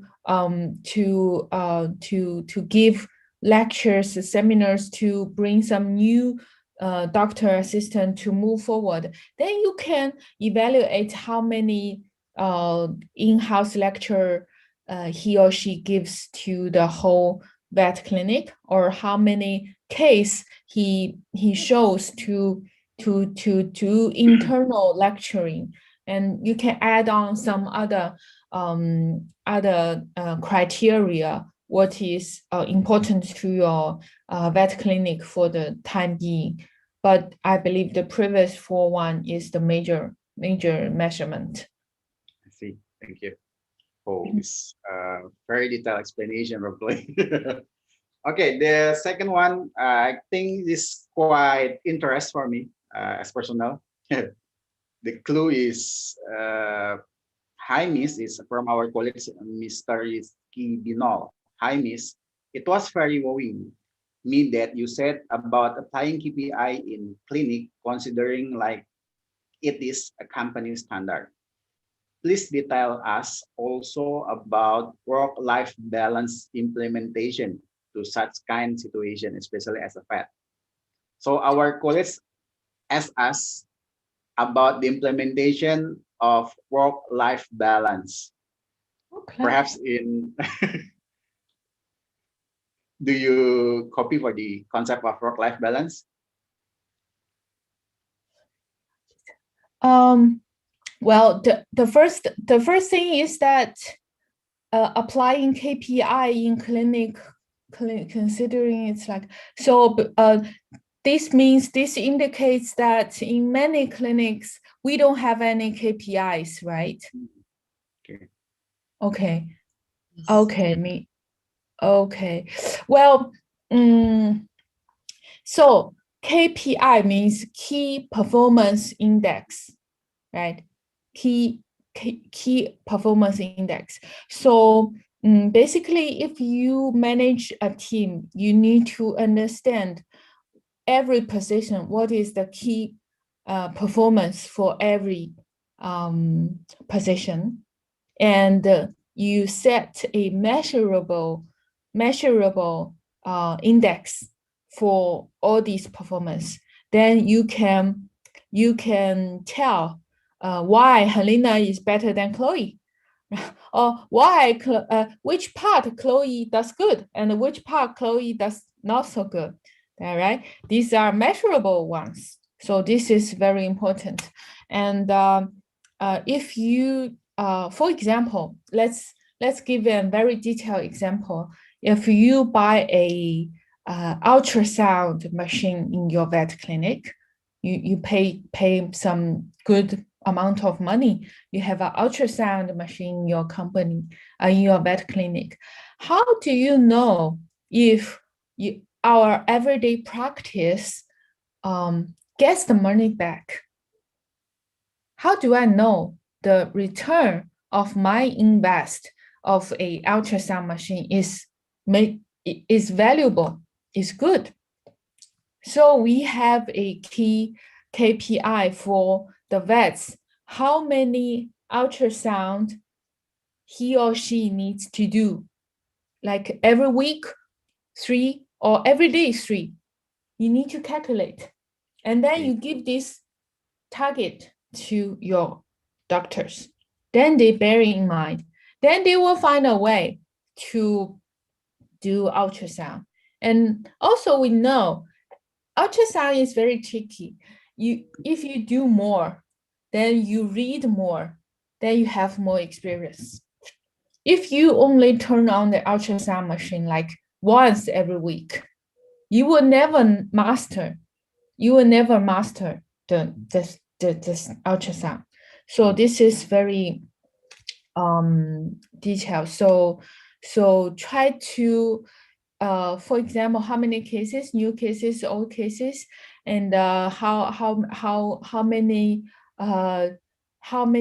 customers come back to consultation, how many people referring, how many people calls and ask for the doctor, and you can break down the customer wise and break down how the technical wise, how many ultrasounds, how many labs, how many microscopes he does. And then you will have this measurable index, so you can compare with the other doctors who's doing better and who needs to be improved. This is something. And then work-life balance implementation to such kind of situation. I mean, KPI is only for work. I don't think there's something called life KPI. There's no life KPI. Just enjoy your life. And some people will think if I use KPI to measure my staff, then they will think I am a cold-blooded boss, right? So you try to be a boss and you want to be friends with your teammates at the same time, and there is a very thin line, right? And what I do is I'm not sure it's suitable to everybody, but what I do is when I'm during my work time, I am the boss. Yes, I am the boss. I set the rules, and you have to do what I ask you to do. And after the working hour, if you find me fun, and you find me a good friends to be, then we can be friends. But if you find me, oh, this is a cold blood woman, I don't like her, that's fine. Because we work together to get things done, to get the money back, and to make this business good. This is why we sit here together. We are not here to be friends, right? So to make clear about why you sit here with all these people, you are sit here to make money and to make good business, to make a wonderful vet clinic. This is your goal. And during this period of time, if you can make some good friends, if you find two out of these 8 people are very interesting, and we share the same view of world, the same view of life, then we become very good friends. This is a bonus. This is not a must. So for me, I don't have any question in if everybody think, oh, this is the cold woman, I don't want to eat with her after work. That's fine. That's fine. I have my own friends. I can eat with my friends. That's fine. So just just to bear in mind why you sit here with all these people. Okay. Okay. So there is a very strong border between friendship and professional. Yes. Okay. Perhaps next question, Chloe, it's come from our colleague, Dr. Eka from PetFed. I'm interested in the career track system. Do you have rules to measure it? It is only by KPI or KPI and length time. Second one, I saw interdivision to be in managing the clinic. How you hope and see that this person is capable or not. It's from Dr. Ek, one of our college. Yeah. Okay. The chat career chat system, trust me, we spent years of time to find out these things, and I think it's, we spend so many time, and many people tried it. Then this is we find it's the most common and easy to practice one. And we have rules to measure it. We have rules like the intern assistant to junior assistant to medium assistant. We have a test. We have a test for every young professionals, and then a writing test, and a practical and a process test. And every 6 months, we arrange a test. It's internal. For example, in Shanghai, we have 40 clinics. Then maybe in 6 months, we arrange a examination, and maybe among these 40 clinics, there are 30 junior assistants. They want to become medium assistant. Then we arrange a test together, one writing test and one practical operational test. And we have the trainers, and they are like teachers in the schools. They are like teachers, and then they give they give the scores, evaluations, and then we will set, for example, the 30 people in there, maybe the top half, top 15 will get passed. Then maybe after 6 months, then we have another round test. So if you are a small clinic, I will suggest that you set maybe 6 months for a test. For example, a junior assistant joins in, you give him or her a goal, like in 6 months, what are the criteria you need to master, and what you must be able to do by yourself after 6 months. Then after 6 months, you give him or her a test and tell him or her you mastered it, or which part you are not so good. Then you give a serious writing test. That's very important. It's not so good if you just give promotion or salaries just by your own personal learning. You better have a writing down form, yeah, for them. I think this is very important. And also the second part is interdivision, to be managing the clinic, how you scope to see the person is capable or not.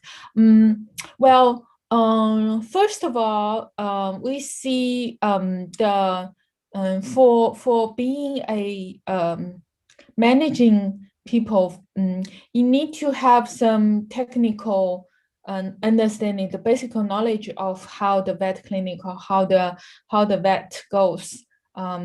But for managing a position, the first of all, I would say the sense of business based on first the numbers. You never see a good business person without good mathematics, the sense of numbers. The secondly, I will see if the person he is result oriented. I want to get this thing done, and I will try everything to get this thing done. This kind of belief is very important. Thirdly, whether he or she is caring people. We call it IQ and EQ, right? You try to find someone who has a promising development of the EQ, the emotional. I would say people cares for other people who can sense the emotion of other people. This is a very important character in one person. Then if you have like 5 assistants in the house, then one may be very sensible for this customer, he might be angry with that practice, and principle, you must be careful with that customer. Then this kind of girl or boy, he has a talent for being management. And also I will pay attention to some people, some young talent who has good sense of cost, and this is some good specialty, and maybe you can give them training and give them chances to become management people.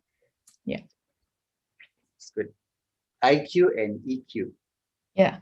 In Indonesia, we also implement SQ, spiritual question. It's also one of important part, I think, IQ and EQ. Okay, next question is also from PetVet, our college in PetVet clinics. Her name is Kezia. Hi, I am Kezia from PetVet. I have a few questions. First, could you give example on how to balance between a family culture and discipline culture? For example, reward and support versus punishment, reinforcement perhaps, both for medical and operation side. And the second question, how do we give equal attention to the operation side, for example, operation department, so that the people in this operation side feel equally important? And actually, Miss Kezia or Dr. Kezia has 3 questions, I see. And then the last question from Dr. Kezia is, as the clinic grows, how do we introduce organization chart for the first time? What would be the main consideration in placing people in their position, performance or length of work? That's the three questions from Dr. Kezia. Oh, the third question, This one. oh, this one, okay. As the rule, how do we introduce, okay. Which would be the main? This came from same vet clinic. Previously, Dr. Eka from our colleagues from similar or same vet clinic with Kezia, Dr. Kezia. Oh. Yeah, please, Chloe.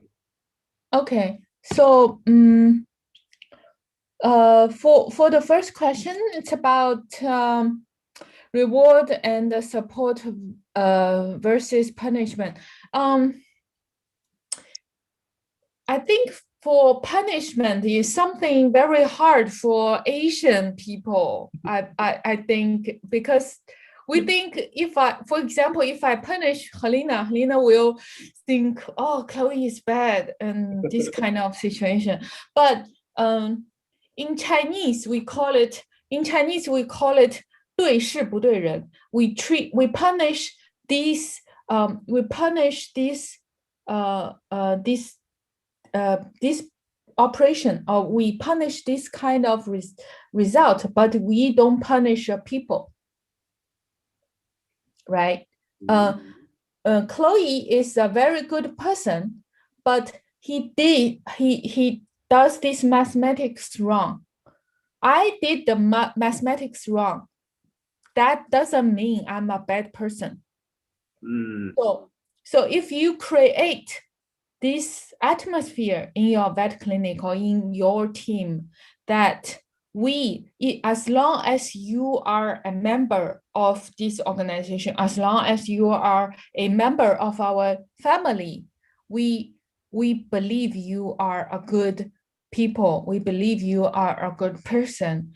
But if you did something wrong, and this wrong thing make some bad, does harm to the team, or for example, if you give the wrong medicine to a dog and the dog become even weaker, then this is something wrong, and we do a punishment for your careless, for your being rude, or for your being stupid, or being not careful enough. We punish this kind of action, but we do not punish you as a person. So before in our vet clinics, we meet this kind of thing. For example, you are doing a surgery operation. For example, you are doing a bone operation for a left leg, but you cut the right leg. This kind of thing, it happens, right? We do punishment for your careless, for your you didn't double check which leg to do the operation, but we think you are a good doctor. You are a good doctor. So make sure what you are punishing, and make it clear, to the doctor, him or herself. We believe you are a good person, but you did this wrong. So you have your salary will be reduced for a little bit this month, and we punish. We ask you to do extra, for example, TNR, to do 3 free TNR for the cats. So you remember not to double check which leg to do the surgery next time. Right? So you can make these kind of rules clear and public to all your team members, so they all know, oh, it's not punishing him being a bad person, it's punishing he being so careless. So next time I do a surgery operation, I be more careful, double checking it's left leg or right leg, right? So this is the thing, to make it separate. So you still have a very good family. It's it's like in your family. Your little brother may break a bowl. Your mother asked him to wash bowls for a whole week, but he is still a good boy, right? So this kind of administration. This is the first thing. And also the second one is how do we give equal attention to operation sites, for example, operation department, so people in operation site feel equally important. I think because in China it's the same thing. Like in many vet clinic, the dean or the boss is a vet himself. So he think vet doctor is the pro of the crown. It's normal. For the operation department managers, well, I used to be a operation person in the vet clinic, and I don't have any license, or I didn't go to the vet school before. But the first thing is, it is the contribution your work to the clinic, and you don't have to be regarded as important to be important. It's just a different job, and you should be strong in the heart, like you like your job and you like this vet clinic, you do your job good work, you do your job good. You don't have to ask for everybody think you are the princess or you are the queen of this clinic. You don't have to. You do a job, and nobody needs to pay you extra attention. That's just our job.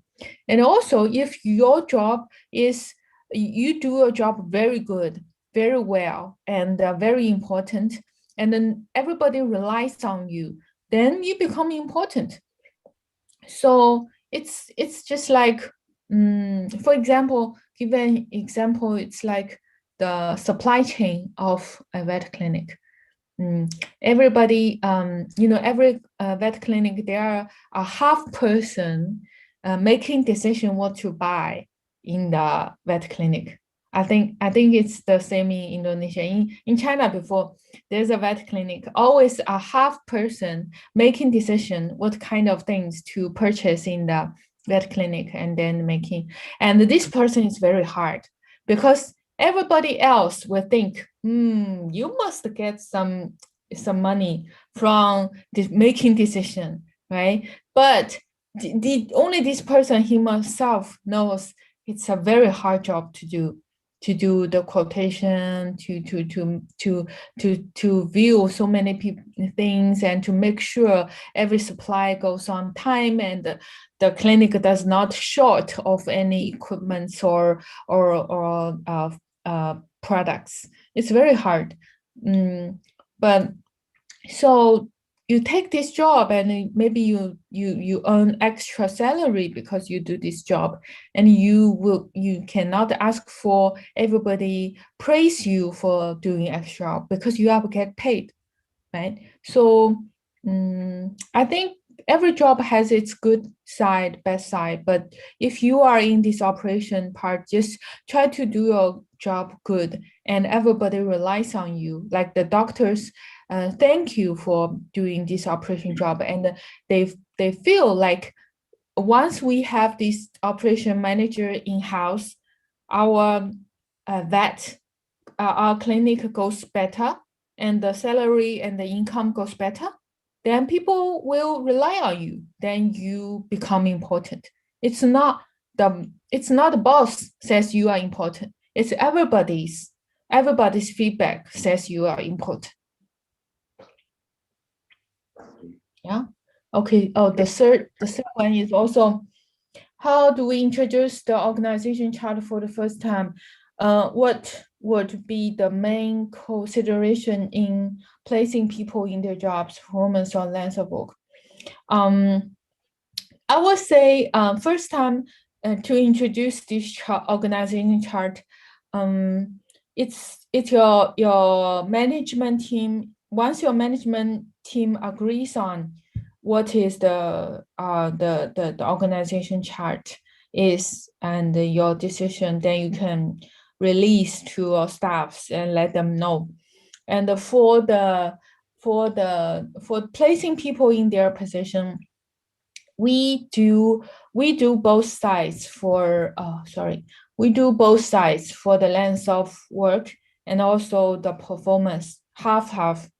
You can do you can do an evaluation, like maybe there are two persons, maybe me and Helena. Maybe I work for a long time, but my performance is not so good.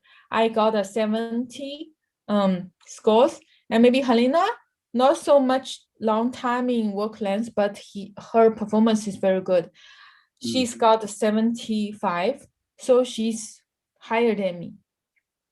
And you tell everybody how you calculate the both sides, then make it a clear and the public measurement system. Everybody can calculate by him or herself. Then everybody will believe in, oh, it's a scientific way of calculation. Yeah. Okay. I would say half. Yeah. Okay. Okay, Chloe, I think all your answer is very detailed and awesome, I think. And considering it's already more than 9 p.m., I think, in Jakarta. Perhaps you're in Shanghai, right? Or in Beijing? I'm in Shanghai. Chloe in Shanghai or in Beijing? In Shanghai. In Shanghai. So it's 10 p.m. Shanghai times, right? Okay. So since our there's another question from our attendants from our college, but considering our time is very late night, I think all the answer will be postponed. But I hope you can help us. We will gather all the question and we'll send you the question and hopefully you can answer it one by one. Okay. Dan Bapak Ibu sekalian, mengingat waktu sudah malam, sepertinya ini antusiasme dari Bapak Ibu dokter sekalian sangat tinggi sekali nih, banggaan sekali nih buat saya nih ngelihatnya nih banyak sekali pertanyaan yang masuk ke tempat kita.